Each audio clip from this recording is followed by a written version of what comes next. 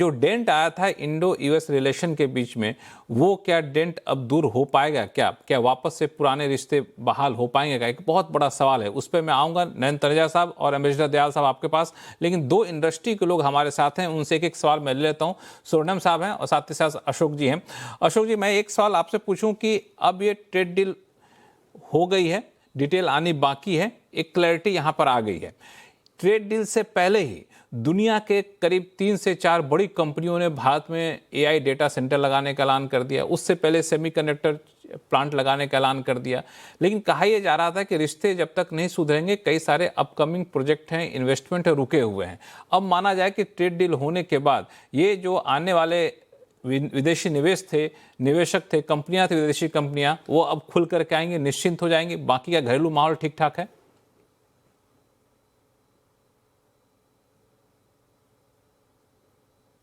अशोक जी। मानना ये है कि कई बड़े बड़े कंपनियों ने अनाउंसमेंट किए थे और ये अनाउंसमेंट अभी रिसेंटली हुए, 1-2 महीना पहले। करीबन मेरे जो काउंटिंग है उसके हिसाब से $80 बिलियन का अनाउंसमेंट हो चुका है।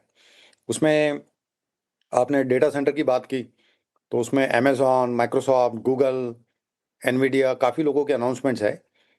और ये लॉन्ग गेस्टेशन के प्रोजेक्ट्स है, तो अनाउंसमेंट करने के बाद में नेक्स्ट डे तो काम होता नहीं है। और इन सब कंपनियों के लीडर्स ने अगर अनाउंसमेंट भी किए हैं, तो कुछ सोच समझ के ही किया था। ऐसे नहीं है कि उसमें उन्हें कोई डाउट था उसमें करने के लिए। तो मेरे हिसाब से इसमें कोई इशू नहीं है। और ये ट्रेड डील होने से, हाँ सही बात है, हेजिटेशन सारे खत्म हो जाएंगे, सारे काम में गति आएगी। और जो एग्जिस्टिंग प्रोजेक्ट हमारे चल रहे हैं वो तो वैसे भी चल रहे हैं, उसमें कोई रुकावट मैंने नहीं देखी। जो डिज़ाइन सेंटर्स है, मैं बता दूं आपको कि यूएस के जो सेमीकंडक्टर डिज़ाइन कंपनीज है, उनके जो डिज़ाइन सेंटर्स है इंडिया में करीबन 50 से ज़्यादा है। उनका सबका काम अच्छी गति से चल ही रहा है, वैसे भी कहीं पर रुका नहीं है वो। उसके साथ में और एक मैं बात बताऊंगा आपको, जो आपने जो प्रोडक्ट एक्सपेंशन का मामला था, वो सारी चीजें हाँ लग रहा था कि वहां पे एक अनिश्चितता का माहौल है, तो उसको कैसे आगे बढ़ा जाए। मैं सुनील सोनम साहब को यहां पे लाना चाहूंगा। सुनील सोनम साहब, एक सेक्टर जिस पर आपकी पैनी नजर रहती है लेकिन ट्रेड डील में उसके बारे में कुछ नहीं कहा गया, वो आपका सेक्टर है, बड़ा ही पसंदीदा सेक्टर है। इसमें आईटी को लेकर के, सर्विस सेक्टर को लेकर इस डील में कुछ घोषणाएं नहीं की गई। कितने आप होपफुल हैं? क्योंकि इसे सवाल पूछ रहा हूं, दुनिया के बाकी देशों के साथ जो भी हम लोग एफटीए किए हैं, उसमें भारत ने सर्विस सेक्टर के मामले में बहुत बड़ा एक चंक वहां के मार्केट को लिया अपने हिस्से में। नहीं, बिल्कुल, यहाँ पे भी डील साइन नहीं हुआ। ये प्रेसिडेंशियल ट्वीट है, उसमें थोड़ी सर्विस, ये 500 बिलियन का रिपोर्ट दिखा है, उसमें सर्विसेज नहीं डाला है। तो बात अभी ये है कि ये एक मैक्रो लेवल पे समझौता को एक ग्रीन सिग्नल और एक ब्लेसिंग दे दिया गया from the two heads of state. अब ट्रेड टीम में अगले 2-3 दिन में और एक क्लैरिफिकेशन आएगी, मिस्टर पीयूष गोयल ने बताया, और पब्लिक कुछ महीने लग जाएंगे इसका निटी किटी को साइन करने में। तो वो वक्त में जब ये सब चीज शायद कवर होगी, नंबर 1। बात मैं कहूंगा, ये आपने अभी जो क्वेश्चन पूछा था एफडीआई के बारे में, राइट? तो मेरा एक क्वेश्चन है यार, अभी तक किसी ने सोचा नहीं उसके बारे में। सपोज समझे, मैं एक एग्जाम्पल के तौर पर लेता हूँ, $500 बिलियन इंडिया उधर से खरीदेगी, ट्रंप ने बताया। सपोज मैं एक एग्जाम्पल के तौर पर लेता हूं, ठीक है, हार्ली डेविडसन, ओके, एक कंपनी को मैं जस्ट एग्जाम्पल के तौर पर उठा रहा हूं, अब इंडिया में आके उनका मोटरसाइकिल प्लांट को यहां मोटरसाइकिल बनाती है, ओके, और उसमें एक हम डील करते हैं कि 30% आप लोकल कंपोनेंट्स को सोर्स कीजिए, लोकल लेबर को यूज कीजिए, लोकल लैंड को यूज कीजिए, जो भी है, और 70% आप अपने अमेरिका से कंपोनेंट्स को सेमी फिनिश्ड इंपोर्ट कीजिए, ठीक है, और वो गाड़ी को आप वापस अमेरिका को एक्सपोर्ट कीजिए या किसी और भी बेचिए। अब ये जो 70% ऑफ हार्ली डेविडसन प्रोडक्शन जो इंडिया में अमेरिका से इंपोर्ट हुआ, ये 500 बिलियन में काउंट होगा कि नहीं? होगा ना, बिकॉज इंडिया इंपोर्ट देश। तो मेरा मानना है कि ये एफडीआई के लिए बहुत बड़ा रास्ता खोलता है। मैं इससे आगे चलकर मैं आप ही को बात का आगे बढ़ाना चाहूंगा कि आप ड्यूटी जीरो भी कर देंगे, तब भी हार्ले डेविडसन का आपने एग्जांपल दिया, ऐसी कई सारी कंपनियां, उनके लिए अपने प्रोडक्ट को असेंबल करना या बनाना किसी भी सूरत में भारत में सस्ता पड़ेगा। ऐसा नहीं हो कि वहां सामान ला के यहाँ बेच देंगे। भारत प्राइस कॉम्पिटिटिव मार्केट है, यहाँ पे आप वहां के सामान लाएंगे, बनाए या फिर बनाएंगे, उसमें बहुत अंतर होता है। कई सारी बड़ी बड़ी लग्जरी गाड़ियां हैं, वो यहाँ पे करती हैं, असेंबल करते हैं या फिर कई पार्ट यहाँ बनाती हैं। तो आपने बहुत अच्छा पॉइंट यहाँ पे रेज किया। लेकिन एक महत्वपूर्ण मुद्दा है जिसके बिना शो हमारा अधूरा हो जाएगा, इसलिए मैं उस पर जाना चाहूंगा। एम्बेसडर दयाल तनेजा साहब की शुरुआत, एम्बेसडर दयाल आपसे, कि इस डील के बाद क्या इंडो यूएस रिलेशन में जो दरारें आई थी वो पट जाएंगी? देखिए, डिप्लोमेसी में कहा जाता है there are no permanent friends, there are no permanent enemies, there are only permanent interest. तो हमारा कोई अगर बैर वैर भी हाथ में हुआ, दरारें पड़ी हैं, ये कोई परमानेंट नहीं है। हमारे इंटरेस्ट अमेरिका के साथ रिश्ते में परमानेंट है। वो हमारा सबसे बड़ा मार्केट है, हमारी इतनी बड़ी कम्युनिटी है, हमारे बहुत से और इंटरेस्ट हैं, हम उनसे टेक्नोलॉजी चाहते हैं, और साथ ही साथ हमने उनसे साथ जो एक स्ट्रेटेजिक पार्टनरशिप बनाई, जो इंडियन ओशन में हमारे इंटरेस्ट प्रोटेक्ट करती है, चीन से हमारे खतरे को देख कुछ उससे मुठभेड़ में हमारी सहायता कर सकती है। तो अमेरिका के साथ हमारे बड़े स्ट्रॉन्ग इंटरेस्ट हैं। और ट्रंप साहब ने जो ये ट्वीट किया है, इससे जो इमीडिएट फायदा होगा, एक तो जो ट्रेड में रुकावटें थी वो हट जा रही हैं, और जैसे एक्सपोर्टर्स ने बताया कि ट्रेड बढ़ावा, ट्रेड में वृद्धि होगी। और दूसरी बात यह है कि जो उन्होंने मंजूरी दे दी है ट्रेड डील की, देखिए ट्रेड डील तो तैयार है, दोनों साइड उस पर वर्क कर चुके हैं, मीडिया में बार बार आ चुका है, it's just ready, it is needing approval. अब अप्रूवल दे दी है, अब इसके ट्रेड डील के जो डिटेल्स हैं वो पब्लिक में आएंगे, क्या है इसमें, क्या नहीं है, फिर तो उसका हम लोग तब हम लोग इसका संतुलित विश्लेषण कर पाएंगे। चूंकि समय कम, इसलिए बीच में रोक रहा हूं। तनेजा साहब, माफी चाहूंगा। नयन तनेजा साहब, आपके पास कि उसी सवाल को लेकर थोड़ा सा दूसरी तरफ से आ रहा हूं मैं, कि ट्रंप टैरिफ के बाद भारत ने जिस तरीके से अलग अलग मार्केट में अपने को डाइवर्सिफाई करना शुरू कर दिया था, अलग अलग मार्केट में एक्सपोर्टर्स भी जाना शुरू कर दिए थे, या फिर कहें कि जो वर्ल्ड ऑर्डर बदल रहा था, भले ही डील हो गई हो, लेकिन वो जो ऑप्शन तलाशने शुरू कर दिए थे लोगों ने, वो ऑप्शन तलाशते रहेंगे, क्योंकि एक दरवाजा दिखा दिया है, मजबूरी में ही सही। नहीं, देखिए, पहली बात तो यह है कि जो भारत और अमेरिका के रिलेशन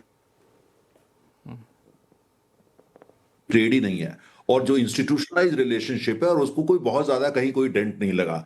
ट्रेड को लेकर के शोर ज्यादा हुआ, और देखा अब उसका भी नतीजा भी निकल के आ रहा है। लेकिन सबसे बड़ी बात यह है कि जो अब दुनिया जो नई बन के आ रही है, जिसका जिक्र कनाडा के प्राइम मिनिस्टर ने बात करी वर्ल्ड इकोनॉमिक फोरम में, जर्मन के चांसलर ने बात करी अपनी संसद के अंदर, ट्रंप साहब को वो पसंद नहीं है कि दुनिया जो अब नई बन रही है, मल्टीपोलैरिटी आ रही है, न्यू वर्ल्ड ऑर्डर बन रहा है, और कुल मिलाकर के अमेरिका का जो एक दबदबा था वो कम हो रहा है, चाइना बड़ी शक्ति, भारत बड़ी शक्ति वगैरह वगैरह, उनको ये पसंद नहीं आता। उनको ये बात ही नहीं पसंद है। ब्रिक्स के बारे में वो बात करते हैं, चिड़ के बात करते हैं। हमारा दुनिया का नजरिया अलग है। हकीकत यह है कि जो दुनिया बदल रही है, जो पुराना वर्ल्ड ऑर्डर था वो अब इतिहास बन रहा है, चाहे ट्रंप साहब को पसंद हो या ना हो, ये हकीकत है। और भारत उसके अंदर एक नई शक्ति के रूप में उभर रहा है। जो ट्रंप साहब राजी हुए हैं, उन्होंने कहीं ना कहीं, कह नहीं रहे लेकिन इस बात को माना है कि भारत जो है वो अपना उसका स्फीयर है, और अपनी महाशक्ति के रूप में भारत उभर रहा है। अगर अमेरिका डील नहीं करना चाहता तो और दुनिया के देश तैयार है। यूरोपियन यूनियन ने दिखा दिया, चाइना तक ने दिखाया, रूस ने दिखाया, तो उनको ये समझ में आने लगा है। लेकिन उनका एक अपना नजरिया है, वो ये कहते हैं भाई पूरी दुनिया वैसे चलेगी जैसा वो चाहते हैं या अमेरिका।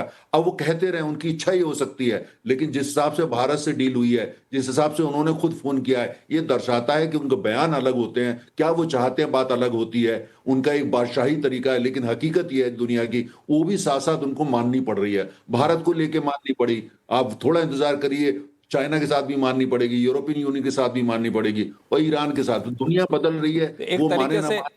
हाँ, दुनिया बदल रही है, और एक तरीके से वो एक्सपोज हो चुके हैं। नहीं करते ये सारा कुछ तो पर्दे के पीछे छुपा रहता, अब वो एक्सपोज हो चुके हैं। एक सवाल लक्ष्मण जी, बिल्कुल आपने सही कहा, लेकिन कूटनीति की भाषा में इसका प्रयोग नहीं करें तो अच्छा। दुनिया समझ रही है, दुनिया समझ रही है, बिल्कुल आपने सही कहा।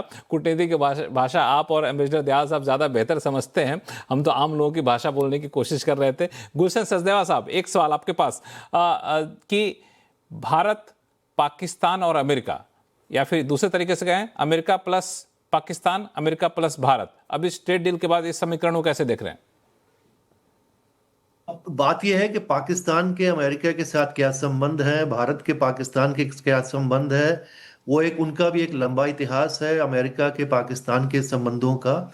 उसको अलग तरीके से भारत डील करता रहा है और वो डील करता रहेगा। मैं ट्रेड इसमें डील मैं सवाल को रिफ्रेम कर रहा हूँ। अमेरिका भारत पाकिस्तान से आने वाले सामानों पर 19% की ड्यूटी लगाता है, वहां पे टैरिफ 19% एवरेज टैरिफ। भारत का टैरिफ 18% हो गया। बीच में जिस तरीके से गोद में पाकिस्तान के आर्मी चीफ, वहां के प्रधानमंत्री बैठा करते थे, अब वो चलन बंद होगा? नहीं, अब 1% कम ज्यादा है, जैसे मैंने कहा ये डायनामिक सिचुएशन है। जिस तरीके से पिछले कई महीनों से ये क्रम चला है, ये नंबर बदलते रहेंगे। अभी भी कोई बहुत ज्यादा स्थायी इनको मैं नहीं मानता हूं। लेकिन बात ये सही है कि दयाल साहब ने कहा कि हमारे इंटरेस्ट कॉमन है। कुछ इंटरेस्ट कॉमन है। हमको लगता है कि हमारी जिस तरीके की आर्थिक और तकनीकी और सामरिक हमारी जो जरूरतें एक हैं, एक एक उसमें मिनट, अमेरिका दयाल साहब एक कुछ बोलना अच्छा चाहते हैं। भागीदार हो सकता है। दयाल साहब लेकिन कुछ अब बोलना चाहते अमेरिका हैं। दयाल साहब कुछ बोलना चाहते हैं। दयाल साहब, गुरशीद साहब, मैंने ये नहीं कहा हमारे इंटरेस्ट कॉमन है। हमने कहा कि डिप्लोमेसी आप ये देखते हैं कि इंटरेस्ट आपके परमानेंट होते हैं। दोस्ती होती है, दुश्मन वो टेम्पररी, इंटरेस्ट आप परमानेंट। हमारे इंटरेस्ट जो अमेरिका के साथ हैं उनका जिक्र कर रहा था, कॉमन इंटरेस्ट नहीं। नहीं, अब इंटरेस्ट के, आई मीन सॉरी, इनफैक्ट मैं आपको गलत इंटरप्रेट कर दिया, लेकिन उसमें यह है कि इंटरेस्ट जो है कुछ कॉमन भी थे हमारे, क्योंकि जैसे इंडो पैसिफिक में हमको लगता था कि हमारे इंटरेस्ट कॉमन है। हम दोनों एक साथ मिलके जो चीन की असर्टिव चीन जिस तरीके से यहाँ पे बढ़ा रहा था अपनी दबदबा, उस पे दोनों मिलके एक साथ काम कर सकते हैं। लेकिन अभी ये डील हमारी ट्रेड उनके साथ हुई है, ये अच्छी बात है। और हम मानते हैं कि हमारे कुछ इंटरेस्ट अमेरिका के साथ चलने से सर्व हो सकते हैं, तकनीक में, व्यापार में, निवेश में और सामरिक तौर से भी। लेकिन अमेरिका भी अब उतना ही वैसे चाहता है कि जैसे भारत को पिछले 10 साल से वो कहता रहा था कि जो पूरी इनकी इंडो पैसिफिक स्ट्रेटेजी होगी उसके अंदर भारत की एक बहुत बड़ी भूमिका रहेगी।